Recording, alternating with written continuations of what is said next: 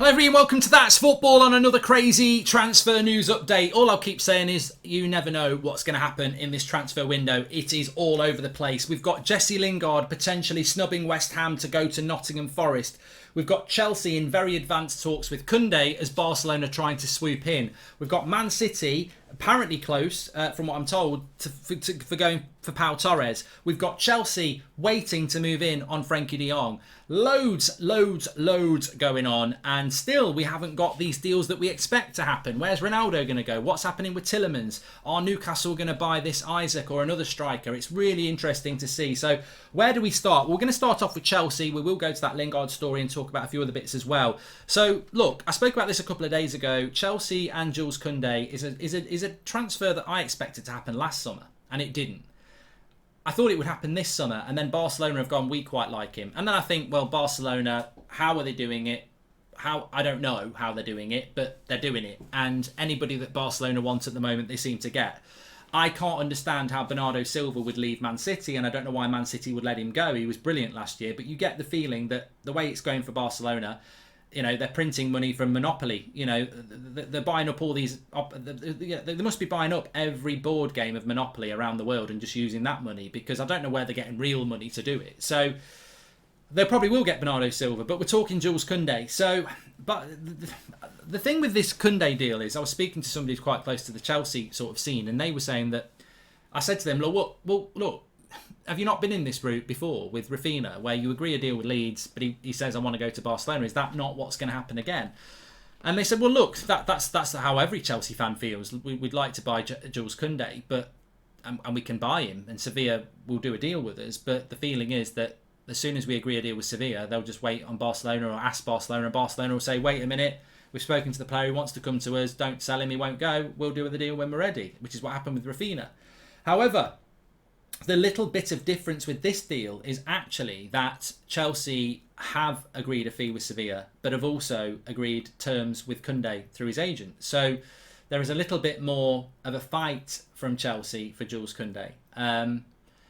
Look, I'm a Man United fan. I don't want Chelsea to win this, but I've got to be honest. I would like Chelsea to win this from a Premier League point of view, because I am a little bit bewildered as to how Barcelona still, and you know, there is a bit of jealousy here, because it's happened, like it happened with us with Ronaldo, it's happened with Ronaldinho as well. One went to Real Madrid, one went to Barcelona over us, and there still seems to be this ability for Barcelona and Real Madrid to get whatever players they want, no matter what position they're in. And they're not, you know, Barcelona are nowhere near favourites to win the Champions League. Now, I've got to be very careful there, because Real Madrid have just won it, and I didn't think La Liga was going to win the Champions League again for quite a while.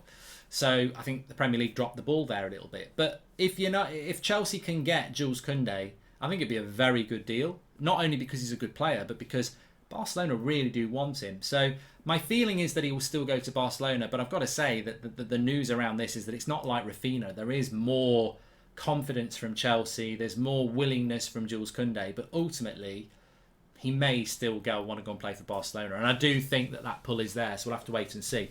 With Chelsea and de Jong, I spoke about it on United Stand in depth this morning, so some of you will have seen that, so I don't want to repeat too much. But there was a story last night coming out from Barcelona that Chelsea are interested in Frenkie de Jong. Nobody really believed it. Chelsea fans didn't even believe it. Romano's come out this morning and said that Chelsea do retain an interest and have had an interest for a few weeks now, but they're not going to make any moves until Frenkie de Jong sort of makes out that he wants to come to Chelsea. So that may never happen because he wants to stay at Barcelona, or it may never happen because he wants to go to Man United. Remember, a deal has been agreed between Barcelona and Manchester United. I don't know why Chelsea would go for Frenkie de Jong, by the way. I mean, they would have to offer the same as United, which is 70 million. 70 million is a lot of money to go for a midfielder when you've already got Kante, Jorginho, Kovacic, Conor Gallagher. So I don't know that that's the best place for Chelsea to be spending their money at the moment. They need centre-backs. They probably need full-backs. Chilwell and James is fine, but I think, don't Barcelona want to buy most of their...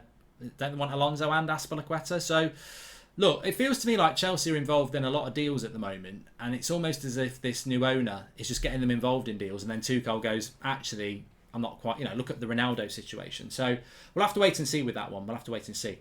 I mean, another big story actually is that Jesse Lingard could be going to Nottingham Forest. I saw this last night. Now, look, I'm very glad that Jesse Lingard's not at Manchester United anymore. I know he's really big into his TikTok. That was never going to go down well as a United player, but as a footballer, I think he should be going to West Ham. I mean, he went on loan there before. He resurrected his career. He won Premier League Player of the Month, and he got back in the England squad. Go to West Ham. West Ham are going to be competing for top 8, maybe even higher.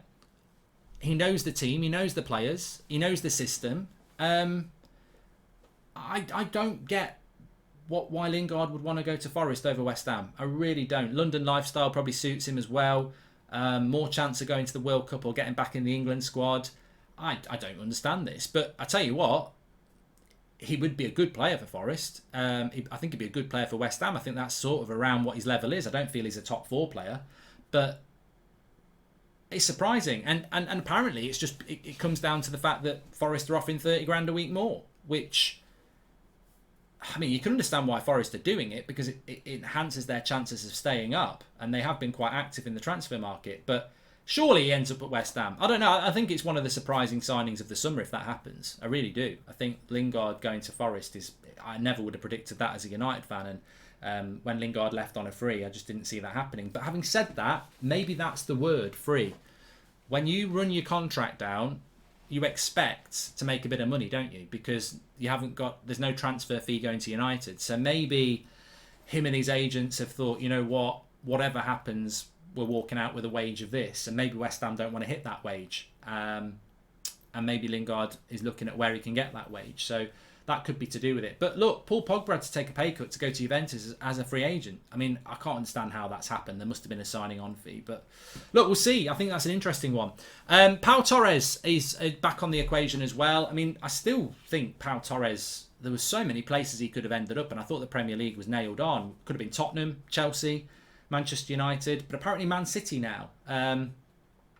He's available. Villarreal want to move him on. He's a good player. He's a very good player. Played, you probably saw him in the Champions League. He won the Europa League the year before. Spanish international, left-footed, approaching his mid-20s.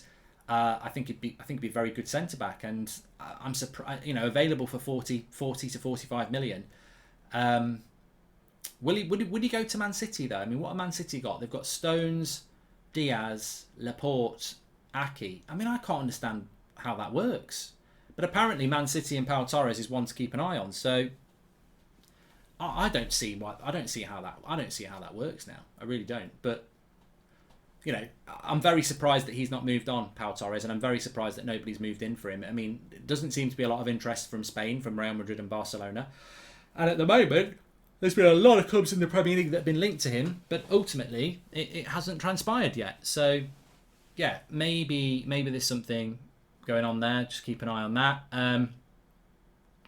I think that what we are going to see is a final sort of scramble from teams to try and get players in for the opening game of the season. That doesn't mean that everybody will do. You can do deals after that. Some teams will go, look, we've got a long-term target that we want to get for the right price. We're not going to move now. A player I would say about that is Yuri Tillemans. I don't see him staying at Leicester because he's out of contract in a year. Now, we've seen a lot of players leave this summer or stay this summer who was out of contract.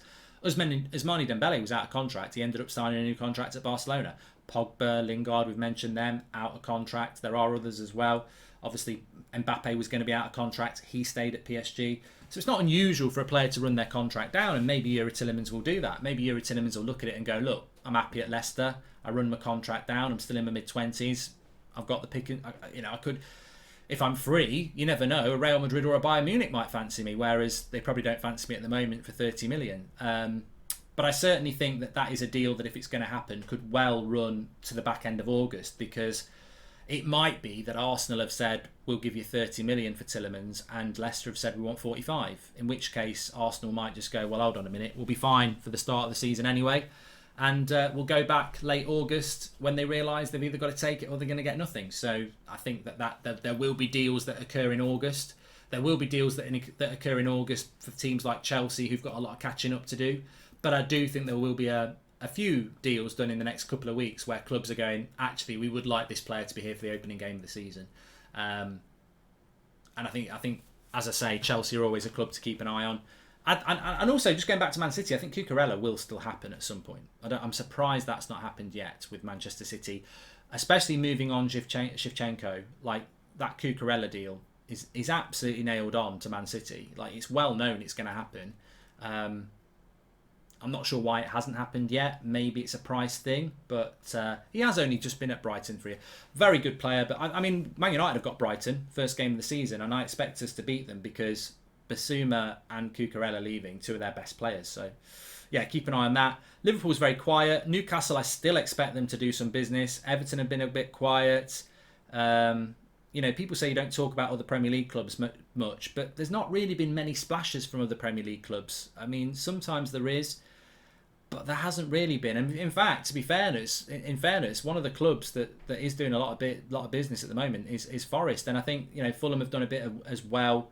It might start to make you think: could the newly promoted teams have they sort of realised that there's a bit of a yo-yo going on, and if they just come up and be happy to be here, they'll go straight back down?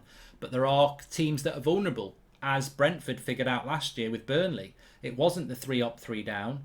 Burnley got pulled down, and maybe teams like Forest and Fulham and maybe Bournemouth, they might look at a team and go, you know what?